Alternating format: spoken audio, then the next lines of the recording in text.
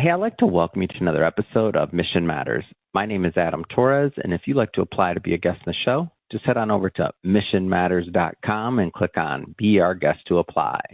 All right, so today I have Peter Bryant on the line, and he's the board chair of Clario, Key Minerals Forum, and the Development Partner Institute. This interview is part of our Milken Global Conference coverage series where we bring you the best of people that have attended the conference, speakers, panelists, all the above. We like to bring you the best of Milken Global Conference. Peter, welcome to the show. Adam, thank you for having me. It's a delight to be here. All right, so I'm happy to have you on. I don't know who has the record yet. I've done plenty of these interviews, hundreds literally, and I'm trying to see who's been to the most conferences. And I know you've been to over 10, correct me if I'm off. Like, where did all this start for you? Actually, it was when I was living in Denver, actually. So I always look for conferences that are kind of think differently and especially focused on poverty alleviation. And the Milken Institute came across my desk, and so I became an associate member over 10 years ago. So I've been to about 10 of the events.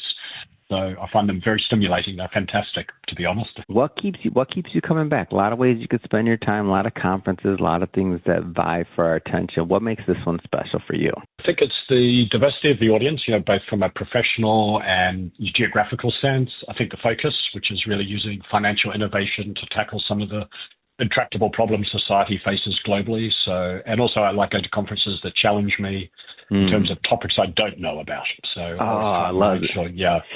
I love that you say that, because that was actually, you took the question out of my mouth, Peter. I'm always interested in how people curate, because there's just this is like my Super Bowl. There's so many different things. There's panels going on. There's meetings. There's so many going on that you kind of like, I always want to be in like 2 or 3 places at one time. And I like to explore things that have nothing to do with media, nothing to do with maybe anything that I would normally know about, because I know that whoever's up there is vetted. So it sounds to me like you kind of like to pop around too. Am I off?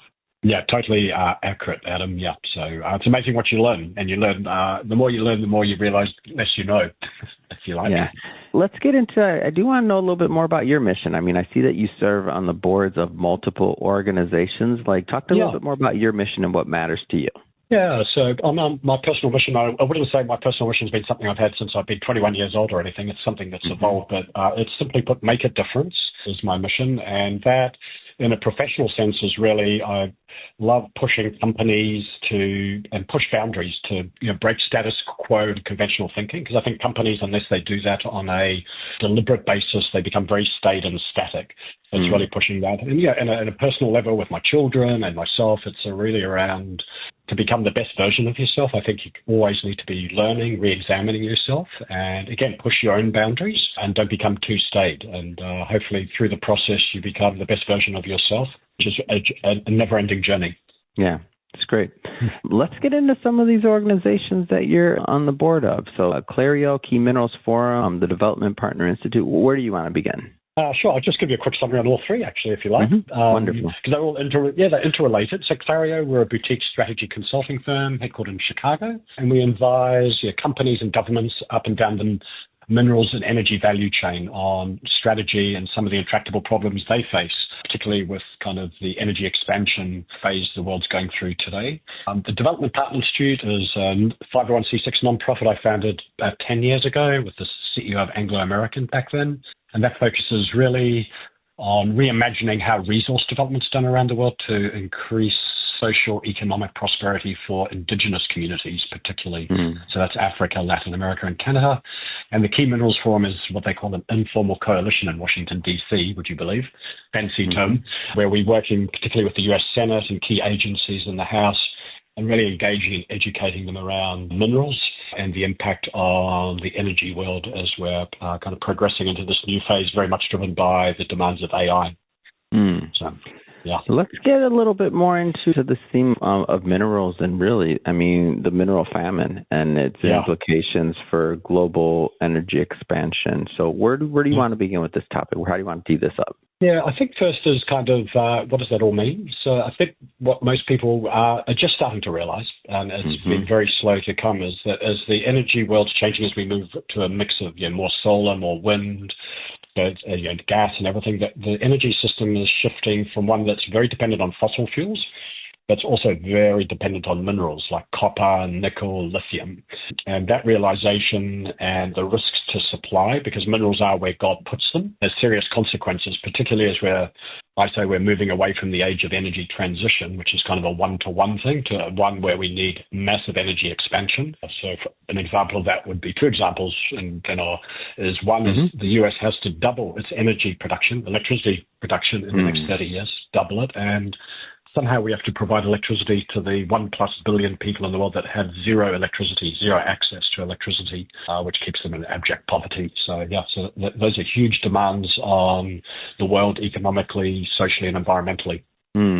Talk a little bit more about the America's approach. Is that like the only solution, or is there other approaches that you feel may have more benefit? Like, talk a little bit more about that versus maybe some other solutions. Yeah, so I think, as I said, minerals are where they are. And whilst America may have abundant minerals, we're essentially an anti-mining country. So even if I had some copper under my house, it would take me 30 years to permit and develop that mine. So even when we have an America first, approach, the best we'll see is in 20 years. So what do we do in the meantime for these minerals? So we have to work with the countries that have those minerals, particularly in Africa and Latin America, Australia and Canada. And unfortunately, these are the same countries that we're beating up with tariffs at the same time, that we need to cooperate with them. And obviously there's big competition with China, which is the geopolitical dimension, because China dominates a lot of key parts of the supply chain for these minerals that I've mentioned. So that's kind of can be deemed a security risk, by some in the administration. Yeah. So where do you see this going forward? Like, I'm not saying you got to have your crystal ball, but where do you see this going forward? Yeah, it's a great question, Adam, and I ponder this all the time, and we talk about it a lot in DC. Yeah, it gets out of simple economics, because it's really, just because of time frames and other aspects of mining, it's hard to see how the supply will increase at the rate it's needed for the demand. So, simple economics, if supply doesn't go, prices will go up, but demand has to slow down. So I don't think we're going to be able to see the kind of goals that we've set ourselves being achieved in the time frames. It's just going to take a lot longer. And we can make executive orders or, wishes, but it's not going to change market dynamics at all. Talk to me about reshoring the supply chain. Is this even possible? Yeah, it's good enough examples. You can say it, but then when it comes down to practicalities, it's really, really hard. So a number of reasons is it's really expensive. Even in the US, it's very expensive to bring things back because construction and operations of these facilities is very expensive.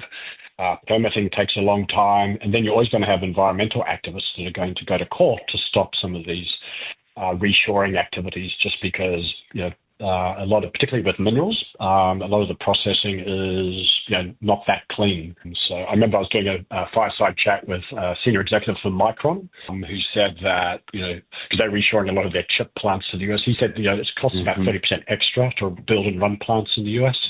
But it's because of our cheap energy that it makes it all feasible. So we need to maintain that relative energy advantage. But it's just hard to see how we can reshore significantly in the next 10 years to the US. It really is. Well, Peter, this has been, great having you on the show today. I'm just curious. I mean, a lot on your plate, a lot going on, obviously, in Washington and otherwise. What's next? What's next for you? What's next for your projects? Great question. Well, I think we'd like to see in Washington, we'd like to see some common sense legislation or approach, a more integrated approach from the US to be competitive internationally for securing development rights for resources and minerals.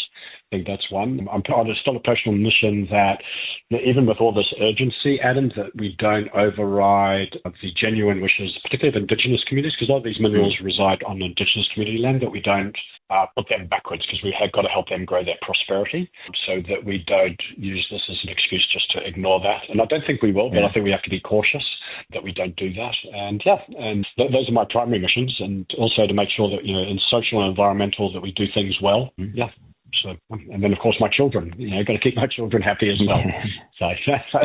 I like it. That's good. If somebody's listening to this and they want to follow, learn, or connect with you and your work or any of the organizations you're working with, how do they do that? Best thing is probably to email me, which is pbryant at Clario, which is CLAREO.com, or they can visit my website, which is peter-bryant.com.